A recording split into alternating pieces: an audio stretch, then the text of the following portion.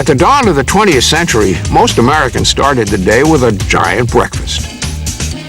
Eggs, potatoes, fish and biscuits, bacon and sausage, a plate of oysters, and a pork chop or two. An English breakfast overflowing with American abundance. Within 10 years, that groaning breakfast table would be replaced with this. This bowl of cornflakes utterly changed the American marketplace. And all because Americans just wanted to eat right.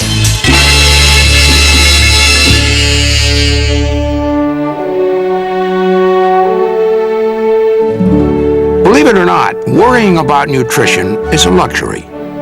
And Americans, graced with the world's lowest food prices and the widest choice of edibles, have enjoyed the luxury of listening to some very strange advice about eating. The first great American nutrition guru was Sylvester Graham, who told his disciples in the 1830s that gluttony was worse than hunger, and that Americans should give up meat and sex and feather beds. I'm not sure just what allows some quacks to become respected and others to just die a slow death or a fast death. And so long as you do what your mother used to say, just eat a little bit of everything and you'll be fine, seems to be still an excellent recipe. But that's not what Dr. John Harvey Kellogg thought. In the 1890s, Dr. Kellogg was the eccentric impresario of a renowned health sanitarium in Battle Creek, Michigan. Everyone who was anyone in the 1890s went to see Dr. Kellogg. His A-list clientele included Eleanor Roosevelt, Henry Ford, Harvey Firestone, and William Howard Taft.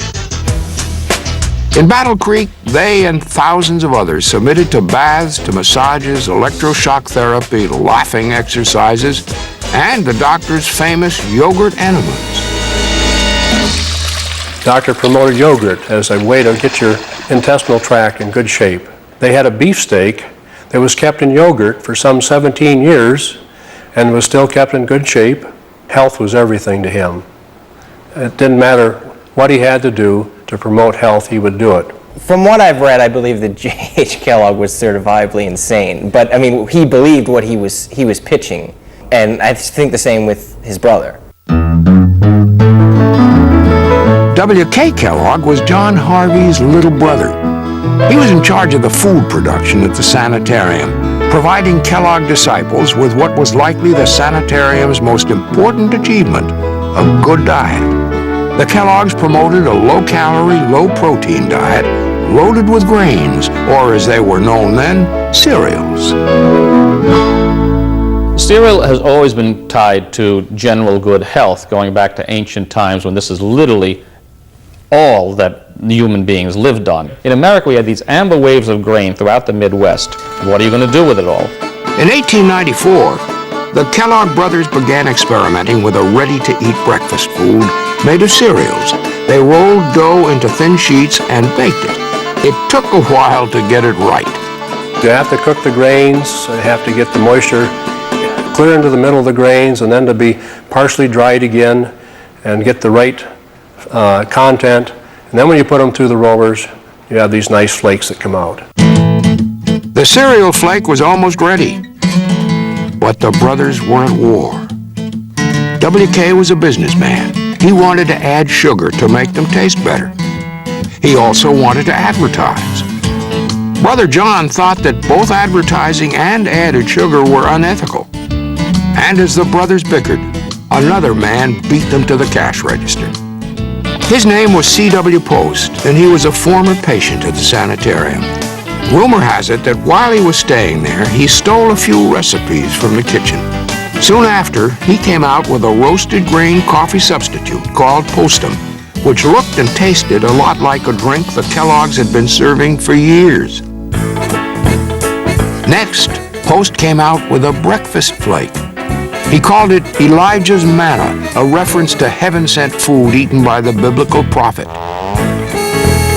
Religious leaders objected, so Post changed the name to Post Toasties.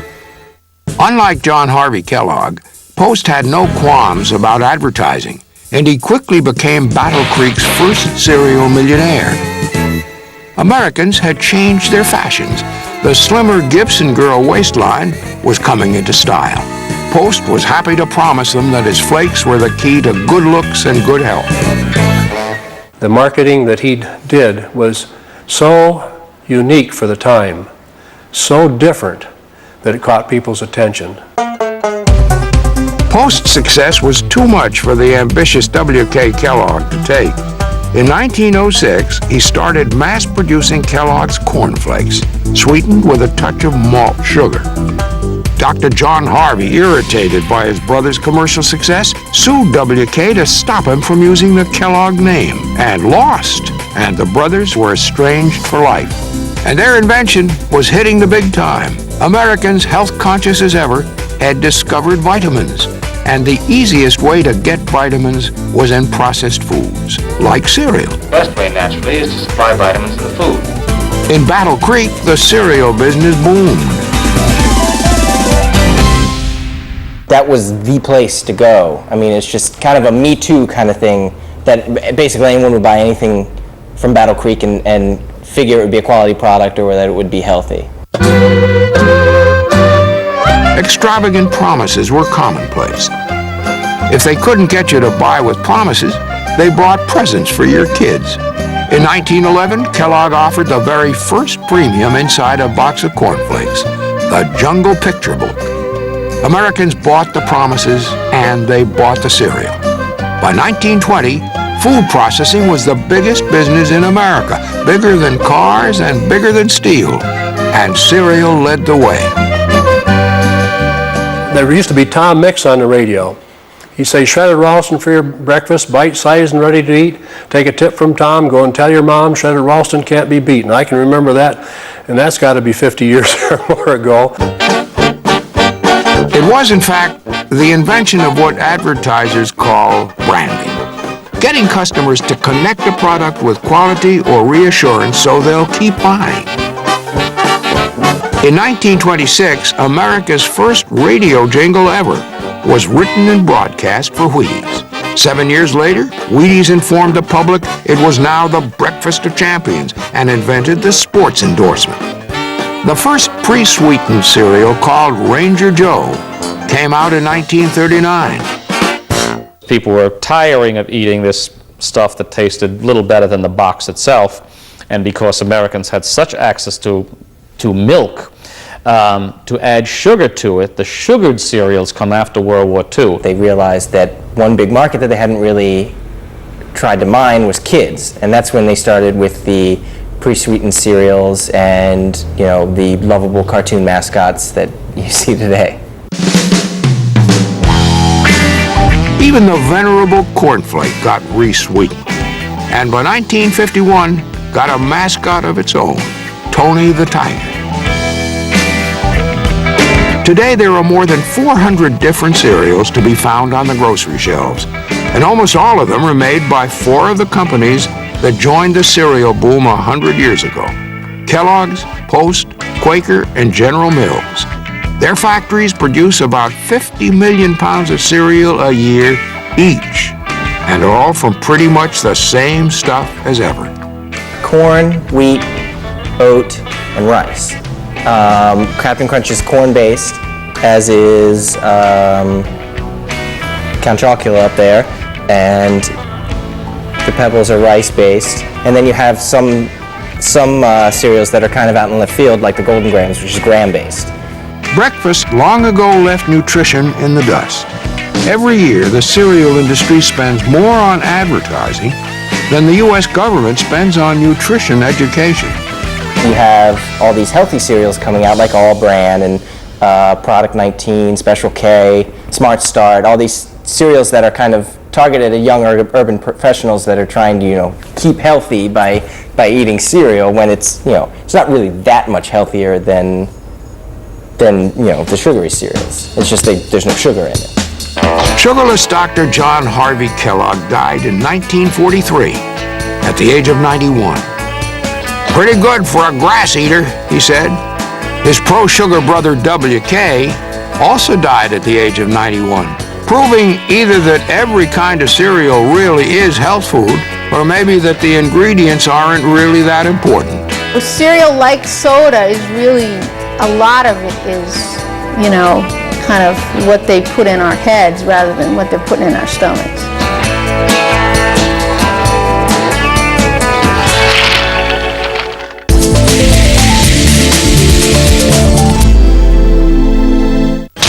A crisis situation out of control. A group of militants too radical to soothe. A group of 5 innocent lives at the mercy of a force so charged with unreal goals. Would these captives ever be able to breathe the air of freedom? Or would they breathe their last in some unknown corner in Beirut? Hostages on this week's Double F, Friday night at 9, only on the History Channel. Live the story. Brought to you by, with the slim, sliding Samsung D820, it's not that hard to imagine. Imagine being so distracted by the beauty and design of the new Samsung TV. You almost missed the winning goal. With the Samsung LCD HD TV, it's not that hard to imagine. This July, big premieres every Friday night at 9. Of course. On Star Movies. I know I'm the best student here. Born to Fight. Train to Kill. There'll be more coming. Jennifer Garner is Elektra.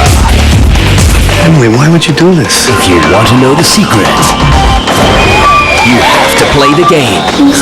Who was hiding? Oscar winner Robert De Niro and Dakota Fanning. Games.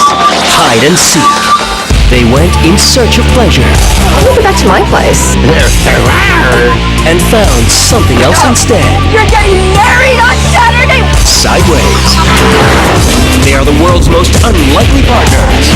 Who is gonna pay? It's the badge, okay? That means you're not allowed to scream at me! Oscar nominee Queen Latifah and Jimmy Fallon. Taxi. This July on Star Movies, the #1 English movie channel. The purpose of great travel is to experience. Experience the life that you've seen in your dreams. Vestito di merletti di Burano. Come with us on a dream journey. Indulge at the most lavish retreats. Wednesday night at 10, only on the History Channel. An excitement hard to abate. Suspense impossible to contain. An intensity that can smother you. Feel the tension rise as these spine-chilling emotions culminate into a cauldron of thrill.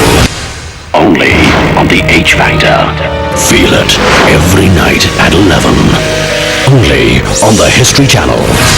Live the story. Brought to you by, with the slim, sliding Samsung D820, it's not that hard to imagine. Casinos use house advantage to take your money. The statistical edge that says they will win in the long run. Your only chance of beating them is to take advantage out of the house. Go inside Sin City with the people who try and level the playing field. Decoding Casinos, tomorrow night at 10, only on the History Channel. When the mind travels backwards. When memories rush to you. Memories that bring a smile or shed a tear. Then it's time to sign a tryst with the unforgettable. Monday to Thursday at 8 p.m. Only on the History Channel. Live the story.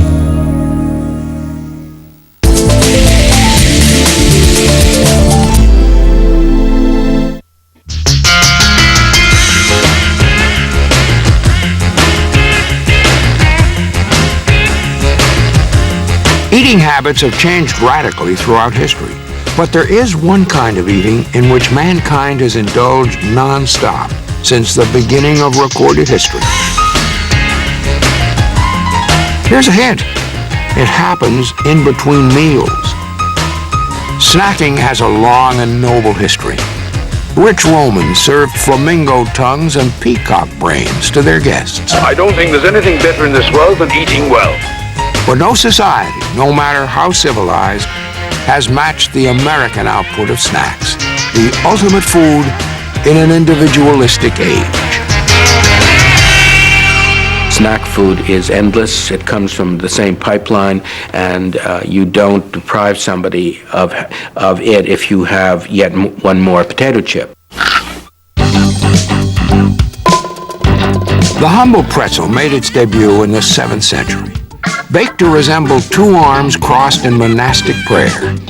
This treat was given to children who learned their Bible verses. It was named pretiola, Latin for little rewards. Even popcorn has an ancient heritage. American Indians had been popping it long before they shared that skill with the Pilgrims. But the salty snack that can trace its lineage straight to this American life is the potato chip, red, white, or blue. Born at the Moon Lake Lodge in Saratoga Springs, New York in 1853. A customer kept asking the chef, George Crumb, to make thinner and thinner potatoes, and he got very frustrated and sliced them so thin you could actually see through them. He threw them into a deep fryer and took them out. He says, "Are these thin enough for you?" Evidently, Crumb's invention was just right. There's a story that maybe, just maybe, the man who asked for them to be cut that thin was Cornelius Vanderbilt, the tycoon, who spread their glory through society. But it takes more than inspiration to change the American menu. It takes innovation. The so-called Saratoga chips became popular in restaurants outside of Saratoga Springs and then in dry goods stores. Merchants sold them out of barrels like flour and crackers. But once again, technology stepped in. In the 1920s, the invention of the continuous potato chip fryer took the chip out of the kitchen kettle. Then on the day after Thanksgiving 1926, Californian Laura Scudder put them in bags for the first time, folding wax paper into pockets, filling them with chips, and then ironing them shut. Scudder, who sold her first bags of chips out of the back of her car, ran her own company until she died in 1959. The average potato chip is only 1/20th of an inch thick, but it's a $4.5 billion potato chip industry that has put this particular American flavor in every corner of the world. I remember being once in Brazil, in Manaus, right in the heart of the jungle, and I thought I wanted to see the food market, and that was going to be great, this jungle food market. And I went there, and what was the first thing that I saw? A wall of Pringles. But salt is only part of the snacking picture. Ask any right-thinking tongue. True, bitter and sour have their own special locations on your taster, but right alongside the taste buds for salt are the taste buds for sweet. Our hunger for sweets is just as pressing, and what a price humanity has paid for it. Basically, sugar caused slavery. It was so attractive that we actually began to ruin people's lives in order to drag them from one part of the world to where they could actually grow sugar, which is in a very narrow band, actually, of the planet. From the 16th century on, drinks like coffee and chocolate were the height of fashion in Europe, but they were very bitter. Sugar to sweeten them came from New World colonies like Jamaica, Brazil, and Cuba, where Indians and then Africans were enslaved to raise, harvest, and press the sugarcane. Only with a steady harvest of sugar did tea become the essential drink of the British Empire. The expansion of sugar usage in England was astonishing. It was just outrageous how quickly sugar became not just available, but became almost mandatory. Sugar even helped fuel the American Revolution. When the British taxed the sales of molasses in the notorious Sugar Act of 1764, it fanned the flames of American indignation every bit as much as the more famous tax on tea. I know not why we should blush to confess that molasses was an essential ingredient in American independence, John Adams remembered. Many great events have proceeded from much smaller causes. Quite a heritage for the mid-afternoon snack.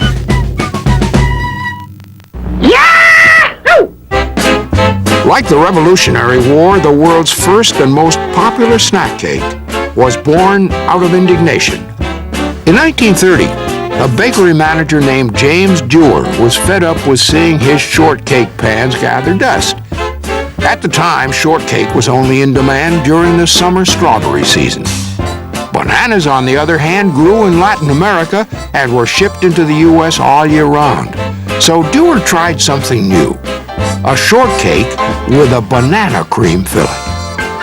Inspired by a billboard for a shoe brand called Twinkle Toe, he called his invention Twinkle Fingers for a time before settling finally on Twinkies. But Dewar couldn't even count on bananas. Rationing during the Second World War put an end to the fruit supply altogether, so the maker settled on a sweet vanilla cream, a flavor popular enough that they never switched back. In France, every little village can afford to have a pastry shop and a little bakery. In the United States, because of our vastness, to have something that was consistent, to have something that you could always get every time you stopped at a Howard Johnson's, every time you stopped at a grocery store, there they were. Sameness has succeeded. Today, 3 American cities have renamed streets for the Twinkie. The Twinkies' present-day caretakers, Interstate Bakeries, make 500 million Twinkies a year, using 160 million eggs in the process. The cream, known to insiders as whip, is crammed into 52,000 cakes an hour. The little extra dab of whip that pokes out the bottom is called the smile. Consistency is so important to customers that Interstate actually changes the formula over the course of the year to compensate for changes in temperature and humidity in the weather. James Dewar died in 1985. His Twinkie is immortal, but not literally. Even though Twinkies are among the most popular items to put into time capsules, Twinkies do not have an infinite shelf life. They have to sell within 2 weeks, or out they go.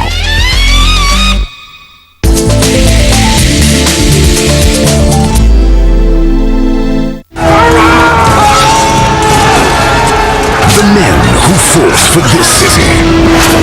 The men who shaped this city by their intellect and artistic genius. Given their tools, we would never be able to accomplish those same things. A city where art, culture, war, and adventure came together to give it its unique color. No blood spilled to honor my name. A city that stood the test of time and became a monument of history. Rome. All through June, with an assortment of programs from films to documentaries. Augustus, Rome Engineering and Empire, St. Peter, Nero, Spartacus, the History Channel. Live the story. Brought to you by, with the slim sliding Samsung D820, it's not that hard to imagine. And Microsoft Windows XP Media Center PC.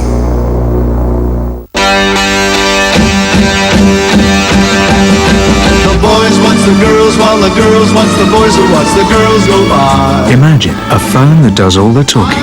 With the slim sliding D820 from Samsung, it's not that hard to imagine.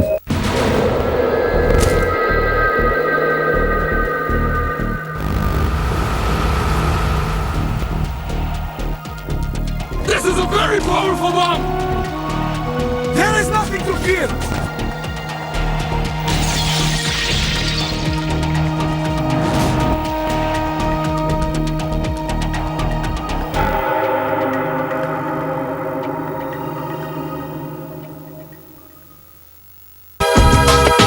Brought to you by Hero Honda Achiever, some fly higher.